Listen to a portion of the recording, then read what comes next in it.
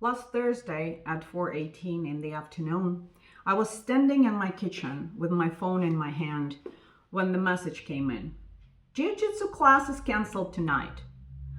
I had already eaten most of my Jiu-Jitsu training day fuel. Oats in the morning, extra rice at lunch, salted vegetables, protein measured, carbohydrates deliberately placed earlier in the day because evening Jiu-Jitsu is explosive. It drains differently. I have planned for that. And in the next 2 seconds after reading the message, something tightened under my ribs. It hit me. I ate for output that won't happen.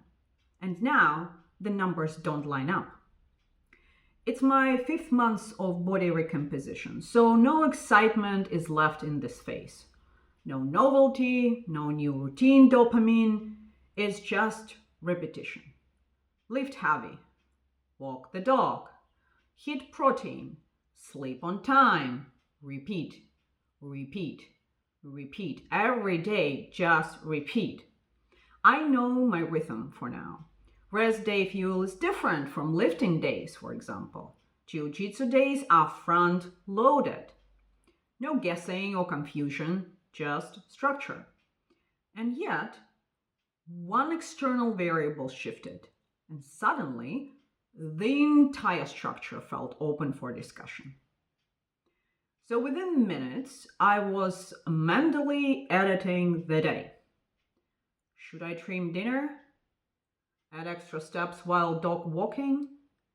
Push calories lower tomorrow? Even it out across the week? Or what else can I do? It sounded in my head intelligent and responsible. I was reacting to a changed circumstances. But underneath it was something more fragile. A quiet belief that if even one variable changes, the entire system must be corrected immediately and moreover heavily. That mindset looked disciplined, but in reality, it is exhausting. Because if every unexpected event requires recalibration, then you're not living inside your structure. You're constantly managing it. Management carries tension. Execution does not. So I stood there longer than expected, phone still in my hand. And I could feel the pull to compensate, adjust something, tighten something. It felt productive and even responsible to react in this way. It would also have reopened the container I have created. And maybe a year ago, I would have adjusted instantly. I would cut something, add something, correct something. I was very good at this version of control. This time I chose something harder but complete different. I did nothing. The food already eaten, well, it stays eaten, right? Dinner remains as planned. Tomorrow remains untouched. One cancelled class does not earn authority over my entire recomposition phase. And I'll tell you the truth. Not adjusting felt at that moment slightly dangerous, almost sloppy, almost irresponsible, as if the standards themselves were loosening. That sensation is the tell. When structure depends on perfect external alignment, it isn't structure, it's performance. Performance requires constant correction. Containment does not. So the moment I stopped negotiating, the noise dropped. My breathing slowed, my shoulders settled. Nothing changed externally. Only the agreement closed. Real life will interrupt you, and that's a fact.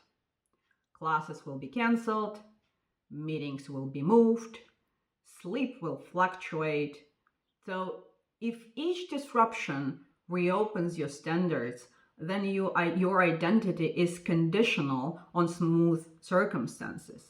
That is collapse under pressure, and that is completely unrealistic to expect. So the principle here is simple. Identity under load must rely on decision made once and honored repeatedly. Closed agreements reduce friction, and friction, not effort, is what drains disciplined women. For this phase, containment meant something very specific. I removed choice from my food structure. I removed novelty from my lifting routine. I removed negotiation from my sleep window. Not because those things are universally superior, although they are, I believe in that. Because decision making is very expensive. When too many variables remain open, authority dissolves through constant interpretation. So overcomplication often disguises anxiety. Adjustment can feel intelligent, but sometimes it's simply reluctance to let the structure stand on its own. Strength grows inside systems that are decided once and then upheld and repeated numerous times, constantly. We don't fall apart because we lack knowledge. We destabilize because we keep renegotiating. So you are watching right now episode 2 of Body Recomposition Identity Under Load series. Episode 1 exposed self-attack. This one exposes renegotiation. If you're watching this out of order, start with episode 1. The link is in the end of this video. This series builds deliberately, and each piece depends on the one before it. But renegotiation is only one layer of the fracture, because something more uncomfortable appears once the structure actually holds. What happens when the plan works? The food is stable, the training is consistent, and you still feel restless inside the system. When there is no variable left to blame, that's where the next fracture point shows up. Episode 3 is where we go there. Because this series isn't about refining the body. It's about stabilizing an identity.